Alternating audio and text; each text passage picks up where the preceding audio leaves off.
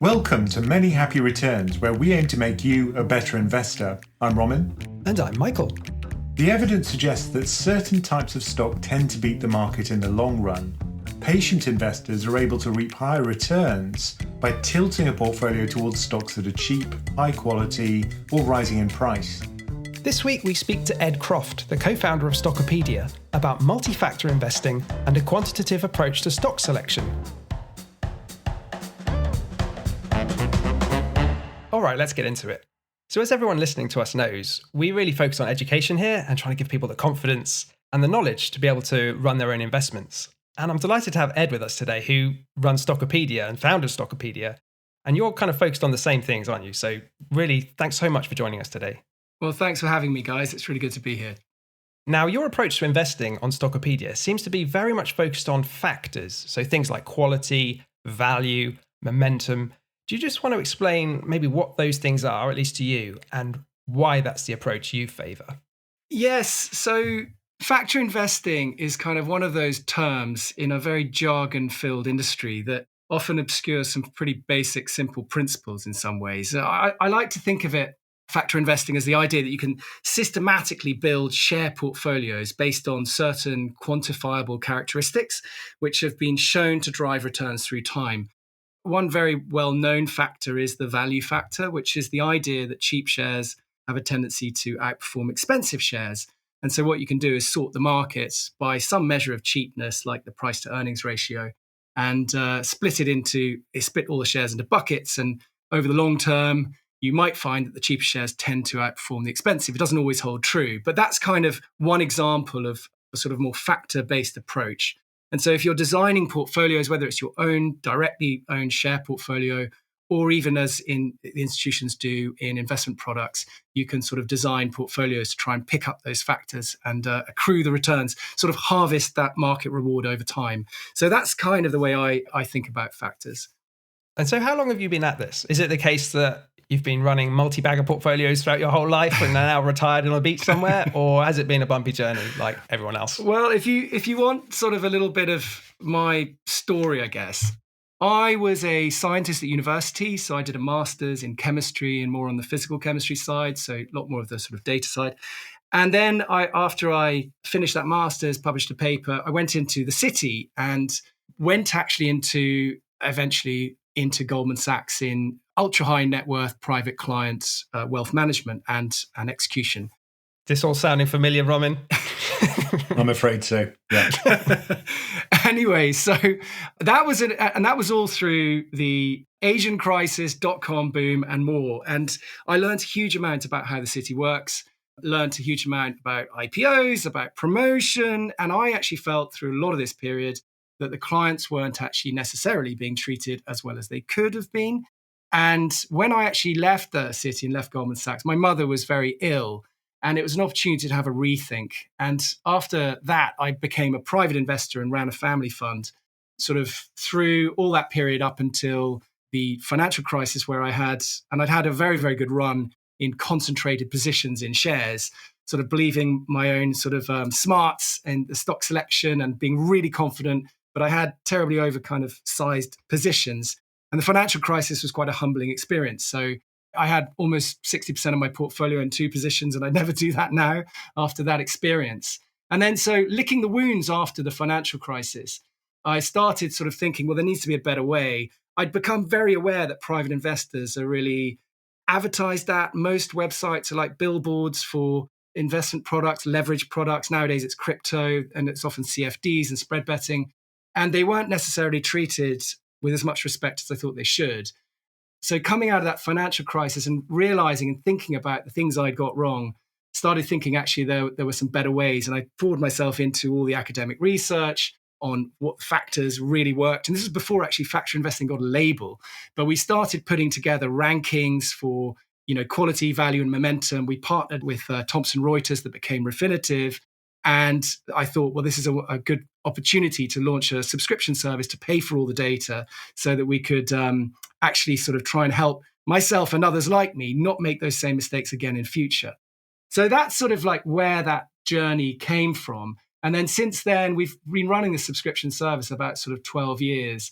And the great thing about having all this data available and the quality of data is that I now don't fall into those same mistakes of massive overconfidence, and I can sort of construct more diversified portfolios in a better way. And thankfully, lots and lots of people have come along the journey and subscribed, and we've got a wonderful community there. So I hope that's a little bit of context. And I think one of the points about factor investing is that it's not a static picture, is it? I mean, for example, if you look at value stocks today and look at the snapshot in a year's time, it might be that there's very little overlap between those two groups of stocks. So it's not something which is a kind of fait accompli. It's something which you have to manage. Yeah, absolutely. They call factor investing more of a sort of dynamic approach to investing, because in order to keep that exposure to certain factors, like if you are a value investor, yes, as you say, some are going to be repriced and become, priced as growth shares or more expensive or get back to the median valuation. So you do have to bed into your process a form of rebalancing to actually keep that exposure to that value factor high. So yes, it is a dynamic thing. And your kind of cadence of doing this, it's almost like a gardener in a way. So you might have to manage your garden through time, pick out the weeds and plant new seeds. So it's not something you can just sort of set and leave like a sort of a market cap weighted index fund. It is something that takes a bit of management, but it can be as simple as just doing it once a year. And actually, I think given the way a lot of people can second guess themselves and overtrade and everything else, trying to actually, minimize the amount of times you need to do this is quite a healthy thing to do.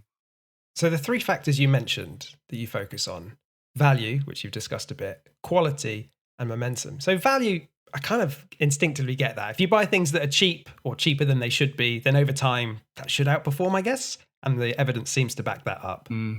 Quality, again, that seems to make sense. If we buy companies with really strong balance sheets and the ability to grow their earnings, yeah, again, you'd think, okay, those should do well. But momentum seems a strange one instinctively, doesn't it? Because it's like you're buying stuff that's just going up fast. But then I think I've heard you say in the past that, at least in the short term, momentum is the strongest predictor of returns. It is. And, you're very right. Those two others are quite intuitive. And I think the thing about quality shares is they are able to reinvest in their own operations with their own cash flow. And that creates a sort of internal compounding effect. So those two other factors are kind of intuitive. And what I find, and especially if I'm educating people about the momentum effect, is that people really, in a way, find it so uncomfortable, the idea of buying something which has already risen. It's so counterintuitive because we are hardwired to try and search for a bargain. Most investors will like picking shares which have gone down. But ironically, if you've got a share that has had strong relative strength over the last 6 or 12 months against the market, they have a tendency to keep winning. So winners beget winners, and the strength begets strength. The trend is your friend, as the jargon or the phrase goes in the industry. Whereas on the other way, if you buy those that are going down, they tend to also keep going down. So it's very counterintuitive, and we're very anchored on certain price levels. And when we look back on the chart and we see that it's much lower previously, we want to wait. But the wonderful thing is you can combine these things. So you can find cheaper shares which have strong momentum. And I think what's happening now in the market, in the UK market especially, is there's a lot of sort of cheaper shares that have come down for 2 years or more.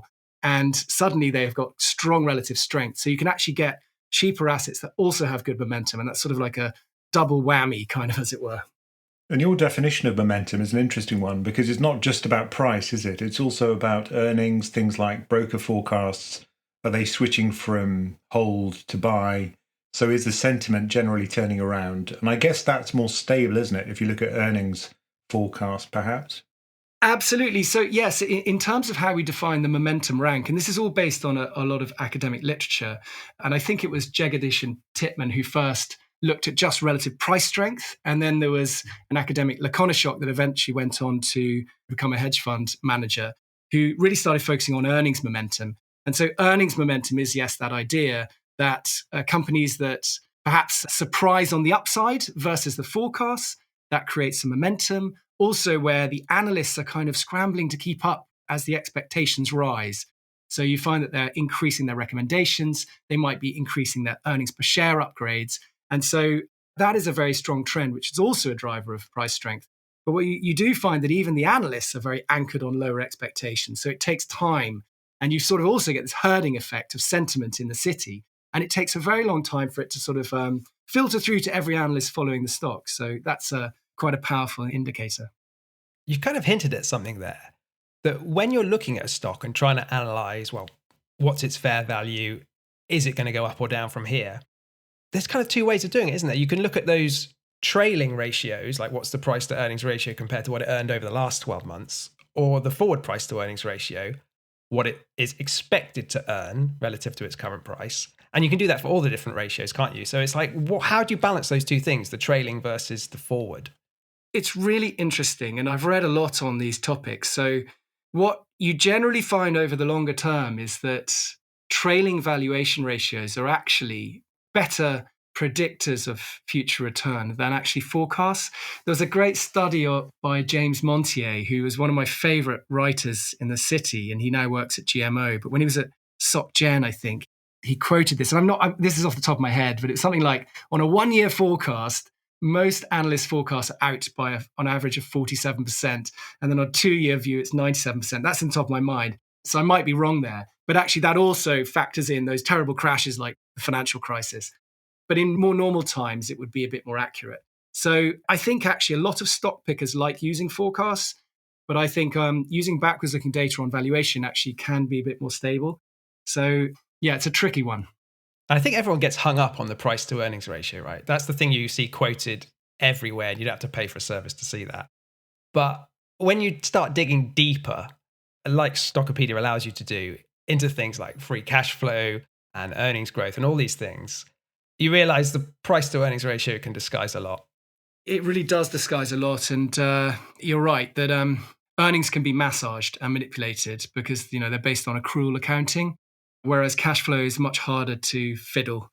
But not only that, but the price to earnings ratio doesn't incorporate the debt levels of a company. So you can't really compare every company like for like with the PE ratio. But it is still a very valuable rule of thumb, partly because everybody uses it. So, I personally like using a kind of a range of financial ratios. And that's actually why in our core value ranking, we have about 6. Yeah, quick question about buybacks, because, just looking at buybacks over the last 10 years, 20 years, the US was the country which was primarily the buyback capital of the world. And then what we're seeing now is that the UK is also starting to have more buybacks. How do you feel about something like total shareholder yield? Do you think that's an interesting metric? It's terrific. Yes, I think it was Meb Faber in America who wrote a fantastic note on shareholder yield. And I think he's got $1 billion in his ETF for shareholder yield. Shareholder yield being really the summary of the dividend yield and also the buybacks that are going on. So it's the sort of total return to investors. And I think it's a very powerful thing because the trend has changed over many, many years that people no longer necessarily have a preference for dividends. And especially because of different tax treatments that dividends can be taxed as income tax and buybacks obviously aren't necessarily taxed. So they go into what buybacks do is they kind of reduce the number of shares and then that will boost the earnings per share. So it's quite good for you, almost like companies eat themselves. They are very, very powerful drivers. We did this study on multi-baggers last year. We found that companies that had some of those traits of multi-baggers, one of the drivers was the buybacks that they did, which obviously increases those earnings per share. It also reduces the total number of shares in the whole market. So you still have the same number of buyers and they've got less stock out there. So it's quite a powerful thing. So yeah, I do think it's a terrific factor. One of the things I think is most overlooked when people start with trying to do their own stock picking is shareholder dilution, especially for early stage companies, right? People don't look at the share count and the amount of watering down of your holding that might be going on by issuing shares to new investors or to staff to reward them. It's a huge problem, and I always flag it because I think many people go out and they buy shares based on stories, and especially when they're starting out. They find a really good story. One classic sort of share on the market at the moment might be a share like Avacta, which has got wonderful sort of biotechnology. It's doing a lot of really interesting things for research and for cancer treatments and better delivery of all the chemo, etc. And there's a huge, huge private investor interest in that share. And it's one we've always had quite low ranked, but they just again announced another big placing in the share a few months ago in February. And the shares really have, fallen so far after that because that dilution is very painful for investors. And it means you may end with a much smaller slice of the end pie, even if that end pie is very large. And people don't really factor in that dilution when they're sort of just dreaming about the sort of the narrative. So it is a real problem. The best companies are those that are, not issuing any shares. So and vice versa. And the shareholder yield that we mentioned, that looks at net share buyback, so it offsets dilution against it. Yeah, exactly. And I guess one of the problems with investing, certainly if you're starting out, is you read lots of share magazines and really they just build narratives around a stock. Whereas if you use a system which is very data driven, then I think you've described this as managing the monkey. You can avoid falling into these cognitive biases and buy into a narrative. Do you think that kind of quantitative approach is suitable for more people? Is it more likely to lead to a successful portfolio? I think so. And I think you hit on a really, really important point. I think, was it Ben Graham, am I going to get this right? His quote that in the short term, the market's a voting machine. In the long term, it's a weighing machine. It's a much overused quote, but it's really that idea, as I was saying earlier, that stories drive prices in the short term, whereas statistics drive them in the long term. And really, factor investing is more about that sort of actuarial approach to the market, trusting that those base rates, those statistics are going to work out over time. And yeah, I've done some talks on this idea of managing the monkey, because if I go back to my time in the financial crisis, looking back on that, I was hugely, over concentrated in some positions. I really massively overconfident, believed in the narrative. The numbers were quite good, but it was the other issues that were my problem. And then I started sort of reading a huge amount on this. And I sort of found a lot of work by some academics, Barber and Odeen. And they had one great paper, which was a sort of summary of all the issues of private investors, called On the Behavior of Individual Investors. And if I can really summarize 3 key points from it, they said that most private investors tend to suffer from 1, this is their words, perverse stock selection. Secondly, overconcentration, so just owning 2 or 3 shares. And then thirdly, this is more of a general summarization, it's kind of about timing issues, both in terms of, being too pro-cyclical in terms of investing at the top of the market and selling at the bottom, but also with your individual positions. There's an effect called the disposition effect, which is that we tend to sell our winners too soon and hold our losers. And you should do the opposite, cut your losers, run your winners. And actually those 3 kind of issues are all kind of wrapped in lots of sort of behavioral cognitive biases. And then really thinking about this and thinking about how you can use more empirical and more data-driven and rules-based approaches to counter those natural biases that we have that lead us to those negative behaviors. So, for example, like if you've read many books like Daniel Kahneman's Thinking Fast and Slow, I know you love all the behavioral stuff, or the Checklist Manifesto, this idea of actually using checklists or using more rules-based approaches can really save you from those biases.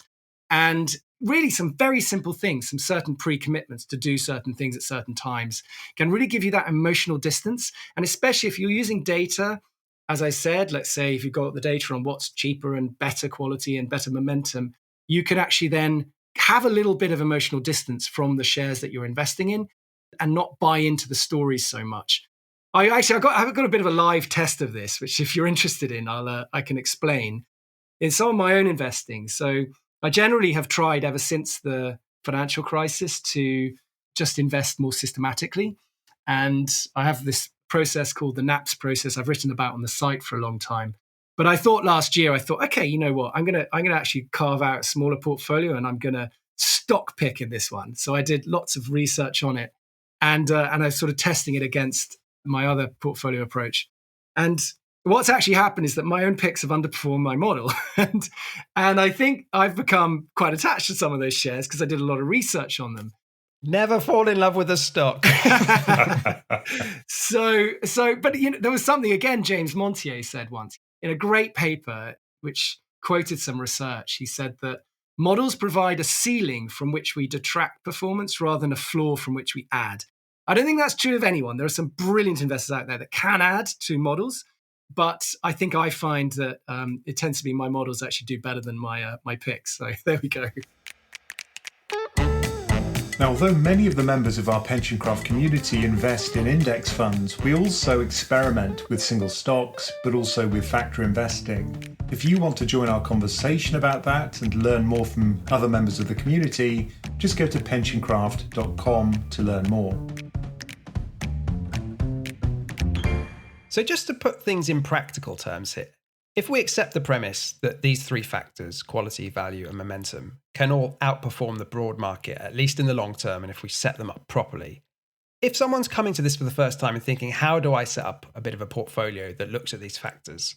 Presumably there's a lot of different approaches. Like you can buy off-the-shelf ETFs, which claim to track these things. Yeah. Or you could look to build it from a screen based on Stockopedia or some other tool and put your own characteristics that you favor to the fore. How do you sort of think about those two different approaches? I think it's running your own share portfolio is not a mainstream thing these days. And I think for the majority of investors who don't have much interest in spending a little bit of time on their investments and studying what works and what doesn't, I think some of the products that are out there can be a very good solution. And, yes, there are index funds, but there's also what are called, I don't really like the name, smart beta products, which are out there, which can give you exposure to, in a very packaged fashion, to some of these factors. And then you've got the other approach, which is trying to do more of a DIY approach. And I will explain maybe in a moment my own approach to how I would think about doing that. But firstly, in terms of some of the industry packaged sort of products for factor investing, I mean, one thing I often say is, if you have £100,000, you might want to invest it in the best opportunity set for 100,000 rather than the best opportunity set for 10 billion or something in a packaged product. But one of the issues when you're running 10 billion or however much it is that you actually have a much, much narrower universe of potential equity investments to invest in. And so what tends to happen is that you will find there'll be much more of a market cap weighting, which means that the position sizes of each the shares in the products will be skewed towards the bigger companies, which is great for scaling an investment product and has been quite successfully done. But one of the interesting things about factors is that factors, you tend to see more outperformance for, let's say, the value effect and say the size effect, the momentum effect amongst more mid and smaller cap companies. And so when you run your own portfolio, you can more equally weight and actually sort of pick some pots in more smaller companies, and which obviously has a bit more risk, but actually can generate some more return. So you have to think about these things when you're investing.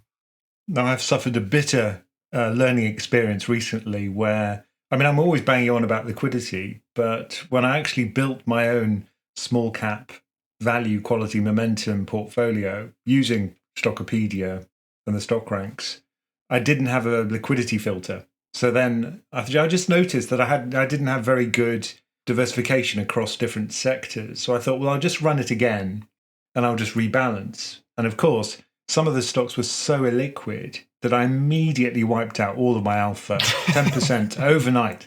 And so bid offer spreads of like 500 basis points, right? Yeah, some of them were even more than that. It was like crazy spreads.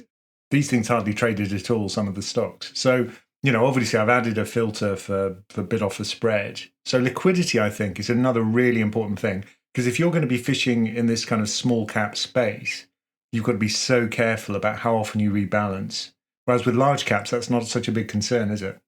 It's so, so true. And actually, when I was young, I had a similar issue where I thought I would try and quarterly rebalance my portfolios in American shares. And I found I just got chewed up by the spread. So I always recommend adding a filter if you're screening the market and looking at the bid-ask spread, which is the buy price versus the sell price. Because you can actually narrow that. There are a lot of good liquid small caps, but actually it's right down in the micro caps where you can see some shares with horrendous spreads. And, it's not worth investing in those if you have to pay such a spread. So I completely agree. And it's one of those things that comes with experience that you start knowing to filter those out. So there are those challenges in small caps. It's only when you start losing money for real that you realize, there's more to this than I thought. Exactly. And also, but, that's why not rebalancing super frequently is an important thing. And I found that really for most of these sorts of factors, if you are a long-only investor, annually rebalancing is, especially across those factors we're talking about, is a better time frame. Actually find value stocks, it's even better rebalancing less frequently, sort of even longer time frames. Value can sometimes take a longer time to come out. even up to 18 months, 2 years. Whereas momentum, you tend to get sort of the best returns, sort of more 6 months to a year. So if you have more of a blended quality value momentum approach, a sort of 1 year rebalancing is quite a good way. But then you might just want to sort of not, you might want to let some positions run, and, you can minimize your transaction costs as best you can. I guess another approach might be, if you have got a kind of stock rank system, then you could just say, well, if one of these stocks no longer has a good ranking, because obviously, their fortunes change and the stock ranks will change. You could always have a dynamic approach. But I was just going to ask you, how stable are stock ranks? Because, if I had a portfolio today based on the top 10 stock ranks and another one in 3 months' time, how different would they be? Is there a big turnover? Yes, that's a very good question. And let's say if we take them more individually, obviously the quality rank is almost entirely based upon financial statements. So that tends to change when the financial statements change. Whereas the value rank will be more based on both financial statements and the price. So the price can be more volatile. And the momentum rank is very based on price, but also expectations and sentiment, as we talked about earlier. And so because our overall stock rank is blended equally of all three, it's sort of more in the middle. One thing I do know is that there's a paper which I've studied, which basically had a very similar system to the one that we have. And it basically looked at kind of what was the optimal buy ranking versus what was the optimal sell ranking. And the optimal buy ranking being something 90 plus, about 92, 93 in this paper, whereas the optimal sell ranking was more around 70, 73. And actually, people sort of practicing doing these, using the ranks in their own investing, find that anecdotally that fits them very well. So you actually kind of have a strict buy criteria, but you let a little bit, be a little bit looser on the sell. And that works very well to reduce your transaction costs. Maybe we should just explain a bit more what we mean by stock rank here, because it's quite specific to Stockopedia. So as I understand it, you're basically taking all the stocks in a universe. Now, you could define it as just the UK or broader than that, ordering them based on your criteria from best to worst. And then when we say a 90 stock rank, we're talking about the top 10% effectively.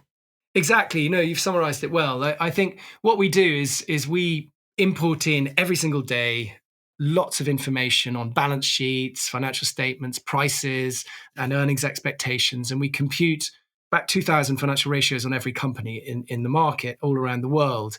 And then we use that first process data to then build on it certain algorithms to look at financial strength and to look at earnings quality. And then we bubble them up into our stock ranks. So the 3 quality, value, and momentum ranks, which you kind of talk about, might sort of call a sort of a multi-factor model. And they're lovely sort of abstractions of a general kind of sense of quality. And then each of them ranked as percentiles from 0 worst to 100 best. So you know that if you're looking at a share that's got a rank of 95, that's going to be in the top 5% for that ranking. It might be the top 5% best quality or the top 5% cheapest, and a cheaper share is not necessarily the best quality. And then you can use those to construct portfolios. And then we have that, when we say stock rank, that's really our QVM sort of composite of all three. And how predictive is this stock rank of future performance? Because that's ultimately what we're doing this all for. It's all well digging through the data, but are we able to actually pick shares that on average outperform the market? Yes. Well, I can't say for the future because past performance, as we know, is not indicative of future returns. But there is 100 years of history here. And I can talk to you about our 10 years of history of actually it's 11 years of history of the stock ranks that we've been tracking in sort of real time every single day as we publish the results and track the performance. But actually, if you look at what Farmer and French, who are the great academics who have some big libraries out there, they've been tracking the performance of these factors, I think, for a very, very long time. And there's been this consistent outperformance through many, many multi-decades. But if I look at our data set, if you look at a sort of annual rebalancing period of 90 to 100 ranked shares since April 2013, it's about an annualized performance of that top set of about 11%. Whereas of the very low ranked shares, it's about minus 16% a year. It's an amazing spread, between high and low ranking shares. And it's almost sequential as you go down the deciles and down the ranks. And the other thing that I think is quite interesting is that if you look at what I call the hit rate or the win rate of success rate of picking a winner versus a loser, that's skewed on a sort of 18-month holding period. It's about 63% your chance of picking a winner of a 90 to 100 ranked share. So this is a really important point, is that if you're picking a 90 to 100 ranked share and you just pick one, you've actually got more than a third chance it's going to be a loser on a 12-month basis. And I often see this, people come on and they'll just buy a few shares and they might get a bit unlucky with the few that they choose. You actually need to invest in a basket of shares, a broader basket, to have a better chance of accruing the returns and have enough winners in the portfolio. So the thing is, you can't guarantee that going forwards, the returns are going to be the same. But you can sort of say that, well, the future often rhymes with the past. And personally, I believe it's a very rational approach, empirical approach to what works in markets. And actually, very often you find perhaps over 1 or 2 year periods, there can be underperformance. And then people might give up on certain styles of investing. And then that actually sows the seeds for the future outperformance. Anyway, I hope that answers the question. No, it does. I mean, were you referring to the UK market there? Yes, it's quite I was. Interesting. When I look into the stock rank system, it seems that based on your data, it has done really well at predicting winners in the aggregate in the UK, and I think in Europe as well. But what's interesting actually is when you look at it applied to the US market, it's underperformed the sort of market cap weighted index. Yeah. Why do you think that is? Okay, so this is really, really interesting.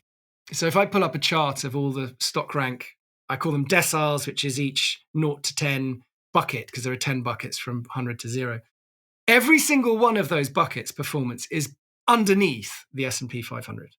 And people sometimes don't really understand that. And there's a difference there because all of our tracking is based on equal weighted portfolios, whereas obviously the S&P is based on market cap weighted. Now, the S&P 500 has had a terrific run in the last sort of 10 years especially. And market cap weighted indices have been very, very strong. But of course, the future may not rhyme with the past in that way. And, one could say that is the US market quite overvalued? I know that Warren Buffett's been selling some Apple as an example. He bought it on a PE of 11 and it's now on a PE of 27. But the point is, because these indices are very differently composed, those stock rank tracking being equal weighted versus the market cap weighting of the S&P, they're not actually comparable like with like. Because if you look at the median stock in America, the very median one, it would be sort of in the middle of all of those, well below our kind of top rank shares. But it is one of those things. The S&P has been very, very, very hard to beat over the last sort of 10 years. But interestingly, and this is what really fascinates me, is my kind of model portfolio called the NAPS, which only invests in UK stocks, has outperformed the S&P in UK shares. And I find that really interesting because people think you can't outperform the S&P in the UK, and the UK has been dismal. But actually, the shares within the UK that are good quality, good value shares have actually done rather well in the last 10 years. So it's kind of curious how these things play out. I mean, just from my personal perspective, I'm super interested in all these sort of academic definitions of quality and value and momentum. And I like the idea of digging into company financials. It excites me as just sort of a intellectual exercise. But when I come to build my own portfolio, I like to keep the vast majority of my wealth in a kind of market cap weighted index for a few reasons. Simplicity is the main one. And I also kind of feel like I can't blame myself if that goes wrong. Like if the S&P has a big dive, well, that's the broad market. It's not because I did anything wrong. Do you think from a psychological point of view, there's a lot of pressure when you start building your own portfolio? I think, yes, there is. But I think there are some great benefits to running your own portfolio. And I think it comes down to sort of autonomy, mastery, purpose, I think as Daniel Pink called it in his book. There is an intrinsic satisfaction of trying to become better at something and learning and trying to create more mastery in what you do. And I think that is one of the big payoffs. Also, there's a bit of a sort of a libertarian kind of ethic of, directly investing in the underlying shares rather than necessarily buying a packaged product. But it's you are right. I think for very many people, actually shooting for average is actually a very good and winning strategy, as Bogle has always said. The late John Bogle, and I know you guys are big proponents of index investing and so on. And it's done terrifically well. I mean, I guess one of the concerns I would have, and I think it's a concern in a lot of ETFs and index funds all around the world, is because, as I said, of those size issues we talked about earlier, that they need to really, if you're managing a lot of money, you've got to put a lot in the biggest companies. I do worry about this sort of hoover of global capital into those mega cap names, which have become so dominant in the index. And we've seen many cycles in history when large caps have outperformed for a very long time. And then there's a subsequent 10 years of perhaps not as good performance. And we as humans, we do tend to sort of, project linearly, but there can be these big, big long pauses. And, for example, one might be the dot-com bubble. Many large caps did extremely well. Then over the next 10 years, small caps actually outperformed. And you can look at the Nifty 50 era, I think was that in the 70s, and there's other eras through time. So, are we at one of those points? I don't think quite yet, but I think at some point we will. But I think for most people, as you said, most people are very happy to be doing just as well as everybody around them. And actually, as we said, shooting for the averages, because you're not paying the fees. The fees are so low in index products. That's a natural advantage against active investing. I mean, talking about sticking with strategies, one of the problems I think with value investing recently has been its underperformance for such a long period of time. We're talking about a decade. This is the mega cap growth decade for US stocks, primarily US tech stocks. Do you think some of these strategies are easier to follow than others? And if so, which ones do you think? Which of the factor or style of investing is easier to follow because it's less crashy? This is a very good point. And because factors do underperform, like individual factors do underperform. And you've seen die-hard value investing fund managers who just choose, and I would call that a single factor approach to just buying value stocks. And when value stocks are not performing, it's brutal for them. And they see fund outflows. And very often, one of the market timing indicators is often that, when you're seeing famous value investing fund managers go out of business, that's normally a time which says, actually, let's invest in value again. But one of the ways you can sort of moderate that risk is by using a more multi-factor approach. So if you actually do use, with the rankings, you've got a quality, value, and momentum. You're picking shares that are not only reasonably valued, but they're also quite good quality. They've got quite good momentum. That actually reduces that likelihood of underperformance, and especially over long periods of time. So it's definitely a good point. And, if you're all in momentum and then you find momentum stocks do terribly in a sort of crash period, it's very risky. You're kind of hinting at something there, which is the combination of different factors together, which I find super interesting. Because you talked earlier about how a mistake in active stock picking is generally to think in terms of narratives and stories. But the weird thing about being human is we love to think in stories, right? Everything is a story to us.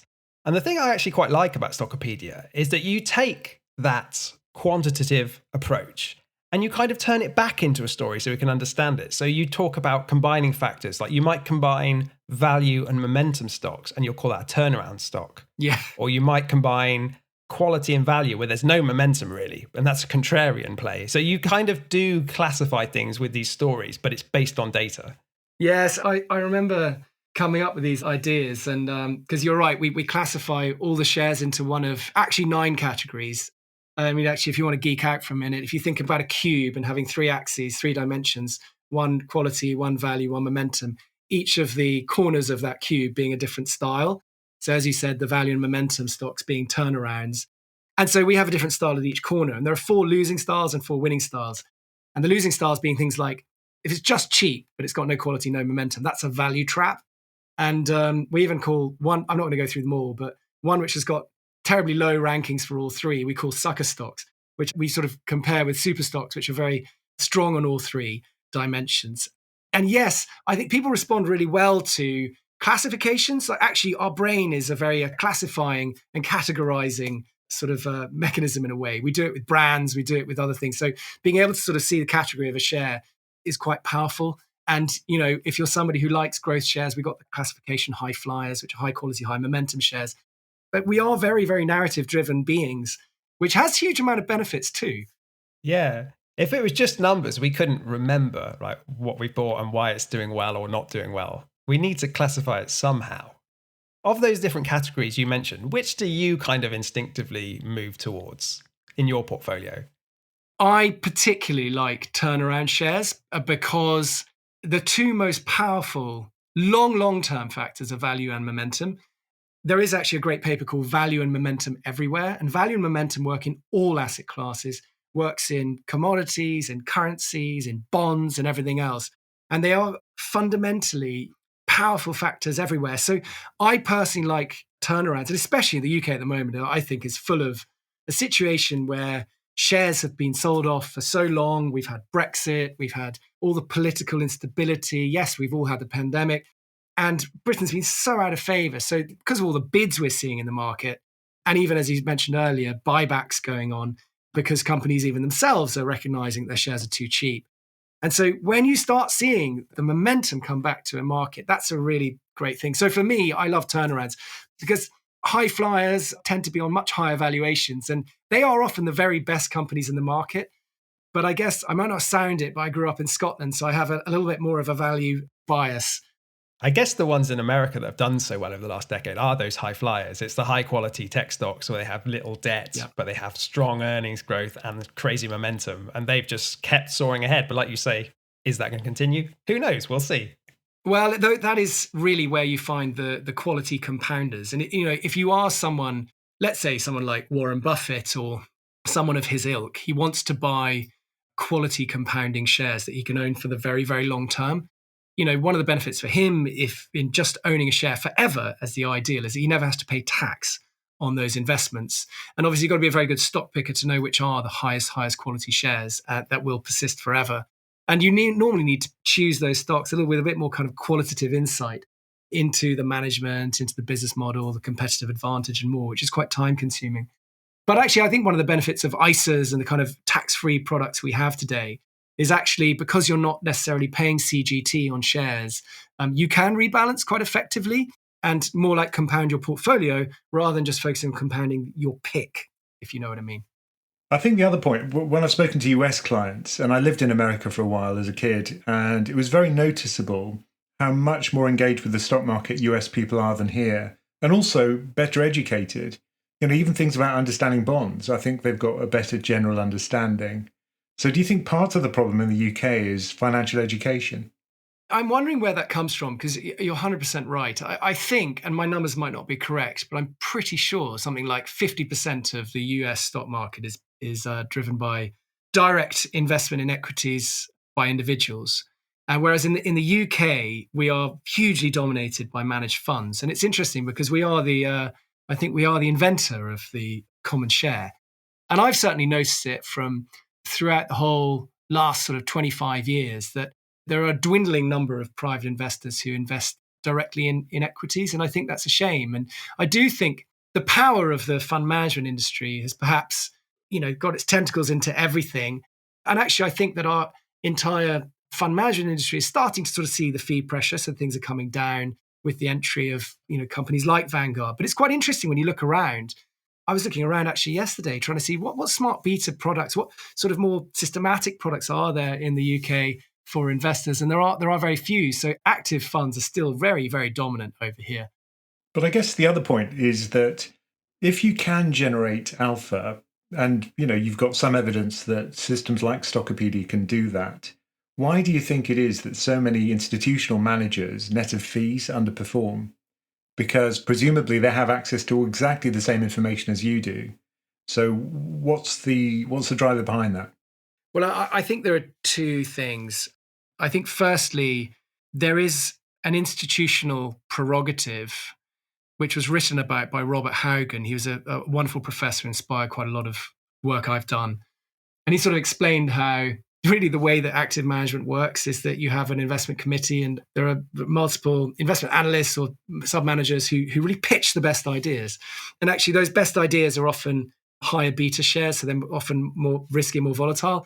And when they're kind of compensated on performance and things like that, you get a skew to actually higher risk stocks. And actually there is an anomaly, there's a factor called the low risk anomaly, which is that within an asset class itself, low risk shares actually tend to outperform on a risk adjusted basis the higher risk shares. So you often see that the sort of the structure of the way that active management is set up can actually encourage a whole range of biases. And of course, managers are as prone to all the biases as anybody else, that you have limited attention, overconfidence, confirmation bias, herding, whatever it might be, window dressing.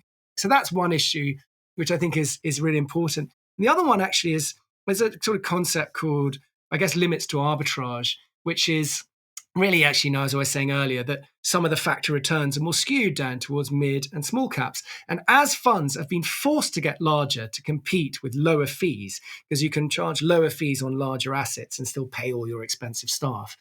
But as your funds grow, and as you see fund management groups consolidating and merging together, they go into bigger and bigger funds.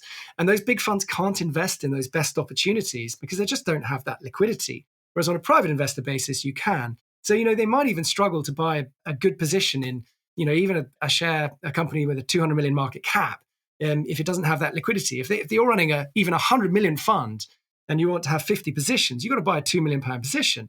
So a lot of these things make it difficult in the active managed space to outperform. And what makes it more extraordinary when funds do. Now, many of the people who listen to this podcast, members of our community, they are index investors. That doesn't mean they don't also invest in single stocks. Many of them do, and I do for fun. And I have a fund portfolio, which is a small proportion of my total investments, where I just do this to learn. Do you think that that's a good way to approach this, to maybe put the core of your investments into an index fund and then perhaps just have a compartmentalized part of your portfolio where you try to beat the market? I do think that's a very good approach. And I think, you're going to see a skew from people who don't want to do any of that and will just want to be fully in funds or index funds or ETFs. And then at the other extreme, people who, just want to run a complete portfolio of direct shares. Well, I would always encourage people to do some stock selection themselves. Certainly if you're using some of the things we've talked about in terms of, these factor ideas. Because it is such a good learning experience. And I actually think the way you're doing it is very, very sensible. And also, it can be quite hard in an individual portfolio to, for example, invest internationally because you might not have as much research on shares internationally and so on. But I think also, like when you are buying, for example, funds and index funds, you will actually have factor tilts in those underlying portfolios themselves. So if you even take a large cap index like the S&P 500, you will find that probably the average stock rank, and I haven't checked this, of the S&P 500 would probably be something like 75. And so you actually have this skew towards better quality, and I would say more in the S&P 500 quality momentum shares. There might not be as much sort of a weight to value, but you will have those tilts. I mean, the one thing obviously I said to be aware of in index funds is you do have a large cap tilt. So that is something to might want to sort of complement if you think that things might change with maybe a small cap fund somewhere else. But it's for the typical investor, once you start getting more interested in your investing, starting to do some direct equities investing is a really good idea, and start learning about what works and try and do some education and learning about what works before you kind of make any big mistakes. Because doing it the other way around is quite painful, and I certainly have experience of that. And so if people want to know more about your work and your platform, where should they go? So the website is www.stockopedia.com. You can also go on YouTube. We've got a lot of videos there on YouTube, which you can sort of learn about some of these principles and ideas on. So search for Stockopedia on YouTube. We've also got an academy that's growing with material on the site. And so lots of good archive material. We've got lots of PDFs and ebooks and videos, which you can find from the navigation on the site, even before you're a subscriber. So I always think it's really good to just learn about these things and think, is this something for you? Because actually a lot of direct equities is not for everyone, and it shouldn't be. But for those that want to take it further, it's like, I'm obviously biased, but I think it's a wonderful resource. Very proud of the work that we've done. So that's where you'd find us. No, it is great. I've learned so much just sort of digging around and trying to remind myself not to go all in on some random micro cap that looks really juicy. I think you've radicalized young Michael. No, good. Well, yeah, just be careful, diversify across sectors and across market cap ranges, and you can avoid those worst issues. And because if the market turns and you're just in micro caps, well, that's very painful. You want to try and make sure you are, in liquid enough shares that you can manage effectively and not get in any trouble. Roman's learned his lesson now, don't worry. I have. Thank you for joining us for Many Happy Returns. Do send us your questions, no matter how dumb, at the email address mhr@pensioncraft.com. And do remember to check out PensionCraft.com for all the information about our membership and investment coaching options.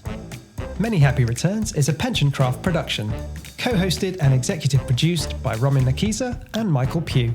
This podcast is for informational and entertainment purposes and is not financial advice. We do not provide recommendations or endorse any decision to buy, sell, or hold any security. We cannot be held responsible for any actions listeners may take, and investors are encouraged to seek independent financial advice.